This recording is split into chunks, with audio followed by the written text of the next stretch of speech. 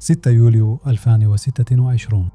سيبيريا الغربية على بعد حوالي 1700 ميل من الحدود الأوكرانية. دي مصفاة نفط أونسك، أكبر مصفاة في روسيا وجزء أساسي من خط معالجة النفط الخام، وده شريان الحياة للاقتصاد الروسي. في حين أنه مصافي نفط روسية تانية أقرب لساحات المعارك في أوكرانيا اتعرضت لهجمات بالطائرات المسيرة والصواريخ، المصفاة دي كانت دايما في أمان. وفعلا في نظر الرئيس الروسي فلاديمير بوتين، أومسك مش ممكن حد يقرب لها.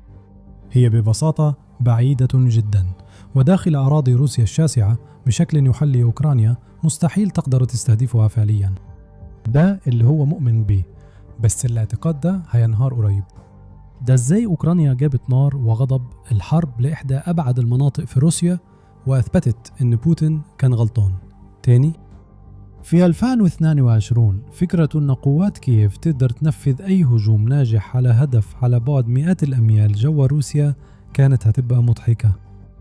الجيش الأوكراني ببساطة ما كانش عنده الإمكانيات إنه ينظم حاجة زي كده، وكان مشغول جدا بالدفاع عن أرضه ضد جحافل الغزاة من الكرملين وأرتال الدبابات الضخمة.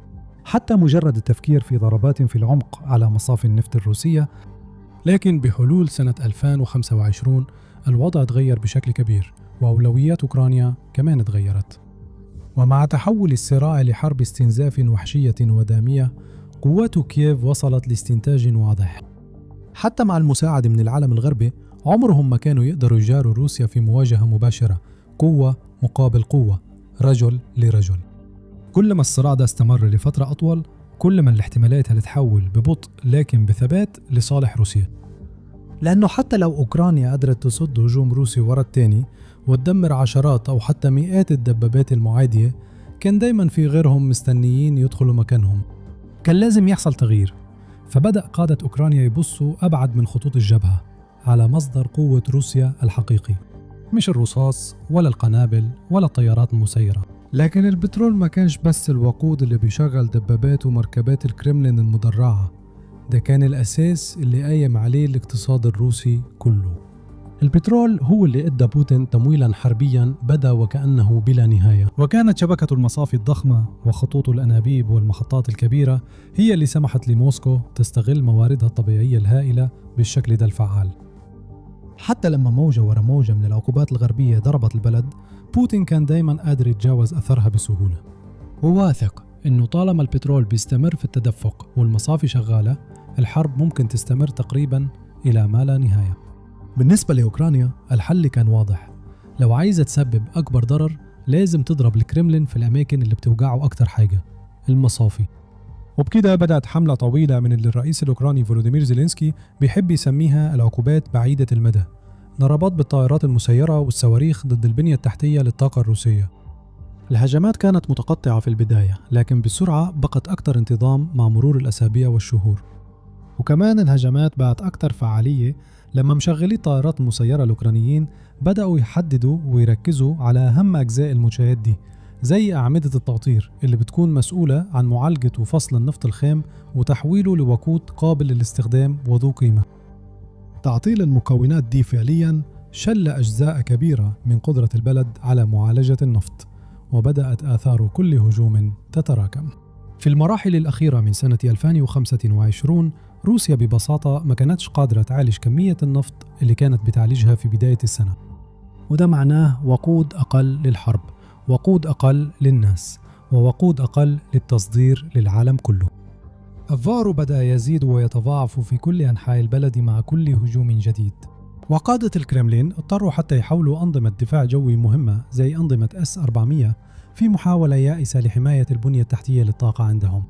الموضوع منفعش، الطائرات المسيرة فضلت تيجي، وبحلول صيف 2026 كانت أكبر وأحسن وأخطر من أي وقت فات. 27 يونيو. الأسابيع اللي سبقت اللحظة دي شافت أوكرانيا بتنفذ ضربات ناجحة كتير على البنية التحتية للنفط في روسيا، زي المصافي والمحطات وخطوط الأنابيب ومنشآت تخزين الوقود. بس كييف على وشك ترفع مستوى الأمور أكتر. هي متحمسة تستغل صفاء السماء في الصيف علشان تنفذ سلسلة من الهجمات المدمرة ضد عدوها وتسبب أكبر ضرر ممكن علشان تحاصر بوتين أكتر وتدفعه لزاوية أضيق وأصعب، وتخليه يا ينهي الحرب يا يخاطر بفناء كامل. أول هجوم من الهجمات دي على وشك يبدأ في ثواني، والطائرات المسيرة الانتحارية الأوكرانية بتحلق بسرعة في الجو ناحية نقطتين حيويتين في شبكة طاقة العدو. الأولى هي مصفاة نفط سلافيانسك اللي موجودة في مدينة سلافيانسك على نهر كوبان في منطقة كراسنودار، مش بعيد عن شبه جزيرة القرم ومياه البحر الأسود. هي على بعد كم 100 كيلومتر بس من الأراضي الأوكرانية، وده بيخليها في مدى بعض أكتر الطائرات المسيرة والصواريخ التدميرية اللي عند كييف. المصفاة دي مملوكة لشركة سلافيانسك إيكو ذات المسؤولية المحدودة، ودي واحدة من أكبر المصافي في جنوب روسيا كله. هنا بيتم تحويل البترول لوقود بحري عشان يمد السفن بالطاقة. أسطول البحر الأسود الروسي اللي روسيا استخدمته طول فترة الصراع عشان تستعرض قوتها وتنفذ هجمات بالطائرات المسيرة والصواريخ على مدن وبلدات أوكرانيا من الجنوب. المصفاة الضخمة دي كمان بتنتج كميات هائلة من البنزين وزيت الوقود ومنتجات بترولية تانية، وجزء كبير منها بيتصدر عبر سفن الأسطول الخفي في البحر الأسود، وبيتوفر دخل ثابت وكبير لخزينة الكرملين. وفي الوقت اللي كان فيه سرب من الطيارات المسيرة بيجري ناحية المكان ده بالضبط، كان فيه سرب تاني متجه في اتجاه مختلف تماما ناحية هدف تاني على بعد أكتر من 1000 كيلومتر. مصفاة سلافنفت يانوف في ياروسلافل اللي بتقع على بعد حوالي 150 ميل شمال شرق موسكو وأكثر من 400 ميل من أوكرانيا. دي واحدة من أكبر المصافي في روسيا كلها، وبتعالج حرفياً ملايين الأطنان من النفط الخام كل سنة. هي مورد رئيسي للوقود لمناطق وسط روسيا، وبتلعب دور قيادي في شبكة الطاقة الضخمة في البلد، وكمان عليها حراسة مشددة. الكرملين فاهم كويس أهمية المصفاة دي، وحاطط بعض من أفضل أنظمة الدفاع الجوي بتاعته في المناطق الغربية.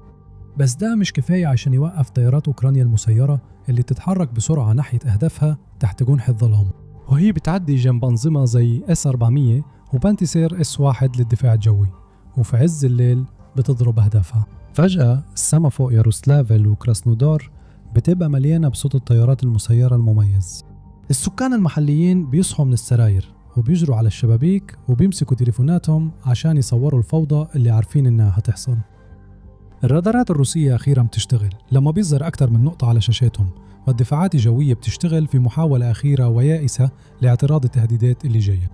بس كل ده قليل ومتأخر جداً، لأنه أكتر من طيارة مسيرة بتخترق محيط المنشأتين وبتصطدم مباشرة ببعض المكونات الحيوية فيها، وبتندلع حرائق وانفجارات في المكانين. النيران بتلهب الجو، وأعمدة ضخمة من الدخان بتحجب النجوم. موجات الصدمة بتحس بيها الناس في أماكن بعيدة وغريبة، وتأثير الهجوم مش بس جسدي لكن نفسي كمان، لأن أوكرانيا أثبتت لروسيا مرة تانية إنها تقدر تتحرك من غير ما حد يوقفها. مش مهم الكرملين يعمل إيه أو يحاول يدافع عن مصفيه كويس قد إيه، قوات كييف عندها القدرة تضرب تقريبا أي مصفاة في أي وقت هما يختاروا، وكمان يقدروا يضربوا أماكن مختلفة في مناطق مختلفة تماما في نفس اللحظة تقريبا، وما فيش حاجة روسيا تقدر تعملها عشان توقفهم.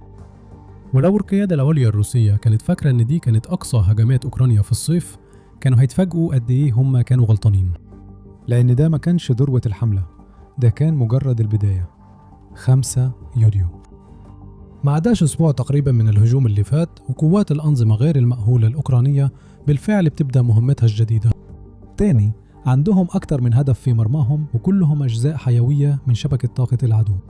واحد منهم معروف جدا بالنسبة لهم، هو منشأة سلافنفت يانوف في ياروسلافل، نفس المصفاة بالضبط اللي تولعت فيها النار من كام يوم بس. مكان بيعالج كمية ضخمة جدا، 15 مليون طن متري من النفط الخام كل سنة. مش غريب إن أوكرانيا تحب تضرب الهدف ده أكتر من مرة، لأنه ركيزة لوجستية مهمة جدا للكرملين.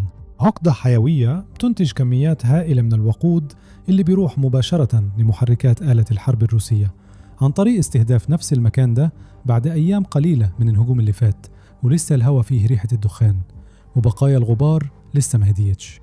أوكرانيا كانت هتثبت إنها مش ناوية تسيب روسيا تصلح المنشأة دي وترجعها تشتغل بكامل طاقتها. قواتها كانت هتضرب تاني وتالت في أي وقت يحبوا وطول ما الحرب شغالة، وده اللي حصل فعلا في الساعات الأولى من الصبح. ليلة بدأت زي كتير غيرها وتحولت فجأة لدراما وفوضى، لما عدة طيارات مسيرة أوكرانية ضربت المصفاة نفسها وكمان محطة ضخ وتوزيع البترول اللي جنبها. ومرة تانية السكان المحليين صحوا على صوت الانفجارات وجروا على الشبابيك عشان يشوفوا الهجوم وهو بيحصل. كتير منهم صوروا والتقطوا فيديوهات وتحدوا أوامر الكريملين لما نشروا الحاجات دي على الإنترنت قدام العالم كله. الدخان طلع تاني في السماء فوق ياروسلافن، ودفاعات روسيا الجوية أثبتت من جديد إنها مش فعالة خالص. في نفس الوقت تقريبا كان في طيارات مسيرة من كييف رايحة لهدف تاني على بعد مئات الأميال شمال غرب سلافنيفتيانوف، وهي محطة أوسلوغا التابعة لنوفاتيك. محطة أوسلوغا في منطقة لينينغراد في روسيا، موجودة على مسافة قصيرة خارج سانت بطرسبرغ وبتطل على خليج فنلندا. أوسلوغا تعتبر واحدة من أهم مراكز التصدير في روسيا، وبتشتغل فعلياً كمركز لمعالجة الطاقة ومنشأة شحن في نفس الوقت. معالجة منتجات محطات الغاز وتحويلها لحاجات زي وقود الطائرات والسولر قبل ما يتم تصديرهم للأسواق الدولية عن طريق بحر البلطيق. وللتوضيح أكثر، لما بتشتغل بكامل طاقتها، أوسلوغا بتتعامل مع حوالي 700 ألف برميل نفط في اليوم، وصادرات المنتجات النفطية السنوية من المكان ده هتوصل لحوالي 33 مليون طن في سنة 2025 بس. موقعها بخليها أصل استراتيجي مهم لروسيا، لكن في نفس الوقت هدف ضخم وقيمته عالية لأوكرانيا. الهجوم على المكان ده مش بس عشان يضغطوا على إمدادات الوقود المحلية في روسيا، لكن كمان عشان يقطعوا شرايين التمويل المهمة اللي خلت بوتين يقدر يصرف تريليونات الروبل على حربه مع أوكرانيا سنة ورا سنة. هنا برضو عشرات الطيارات المسيرة الأوكرانية كانت مالية السماء، ومحافظ منطقة لينينغراد ألكسندر دروزدينكو قال بعدين إن الدفاعات الجوية الروسية قدرت تدمر أكثر من 60 طيارة مسيرة في المجمل. بس ده ما كانش كفاية عشان ينقذ أوسلوغا، لأن في طيارات مسيرة ضربت المحطة، وكمان اتلفت البنية التحتية في ميناء فيزوتسك القريب ومنطقة تدريب لوغا العسكرية.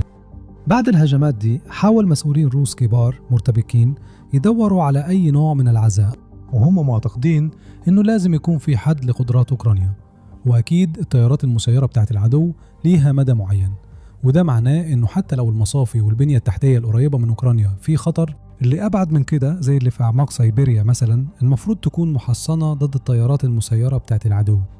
لكن أوكرانيا كانت على وشك تثبت قد إيه الكلام ده غلط. أومسك دي ثالث أكبر مدينة في سيبيريا وموطن أكبر مصفاة نفط في روسيا لعقود. كانت المصفاة دي بتعتبر واحدة من أكثر المنشآت الصناعية أمان في الاتحاد الروسي كله.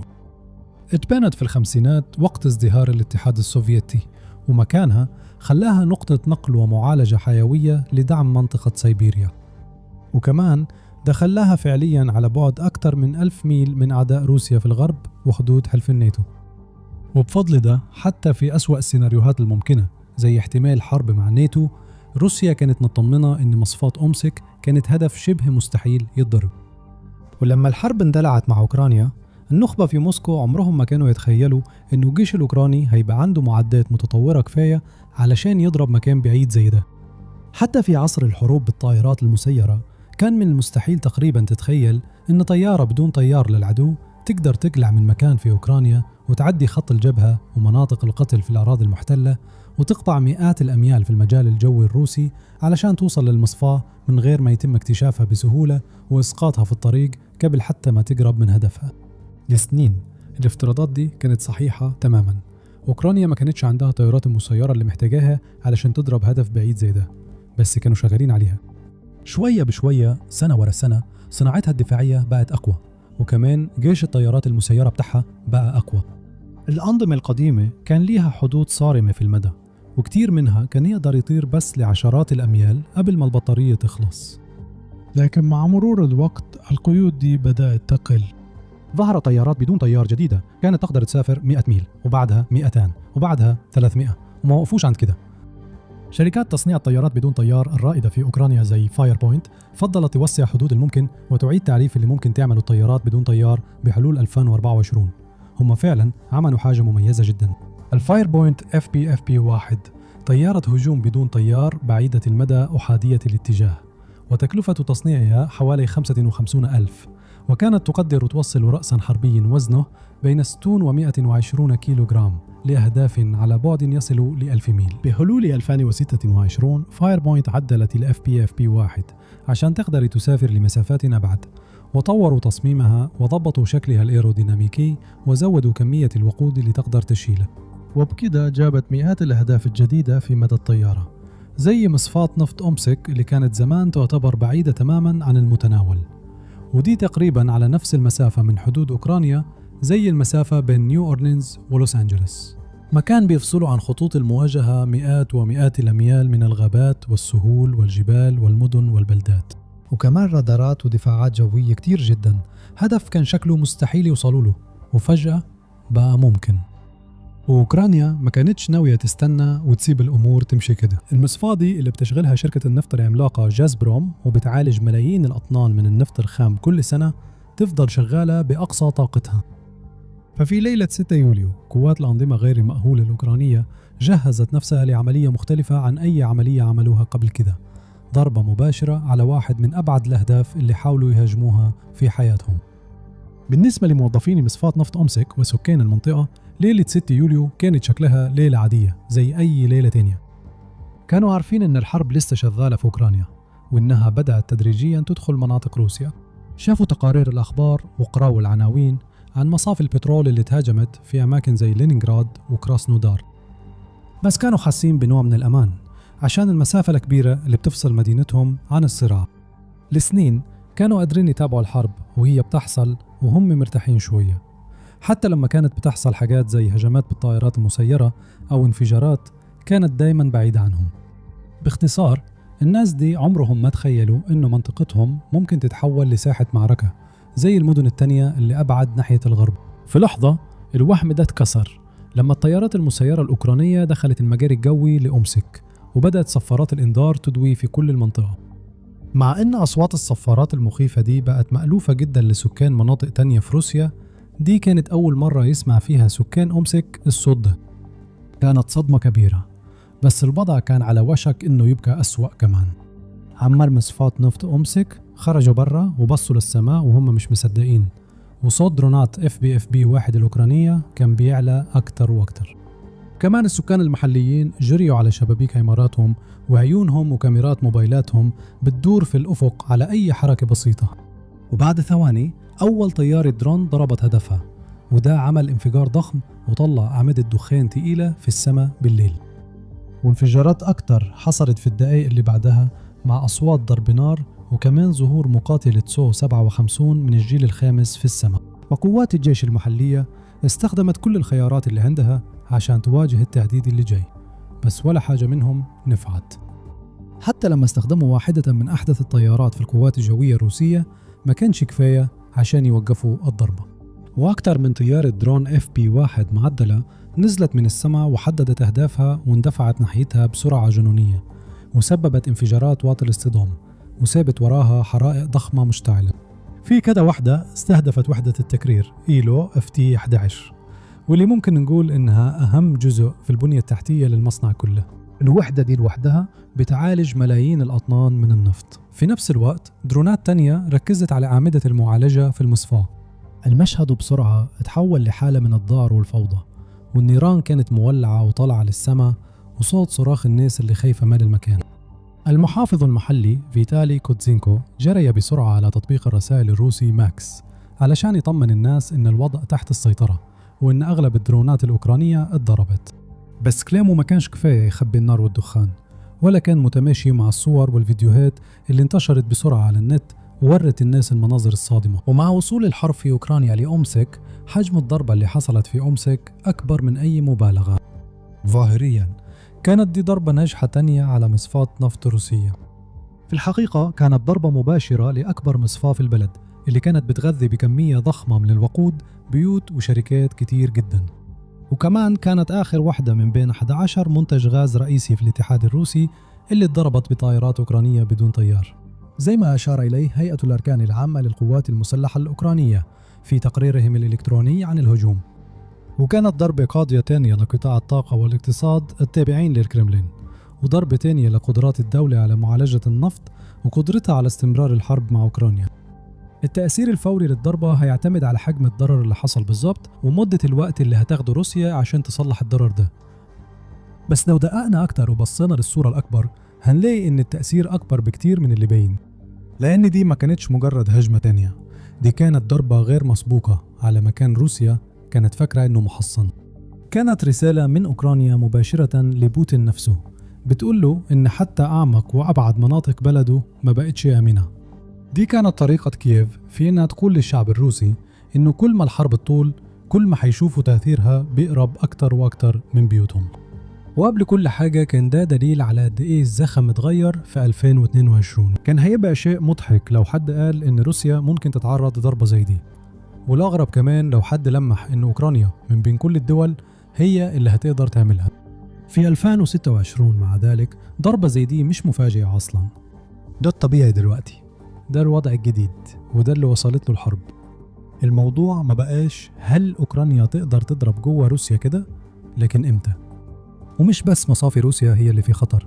شوف أوكرانيا استخدمت طيارات درون ب 28,000 دولار علشان تدمر ناقلات النفط الروسية التابعة لأسطول الظل، والقاذفات النووية الروسية بملايين الدولارات. اضغط على الفيديو اللي قدامك دلوقتي وهشوفك في ساحة المعركة الجاية.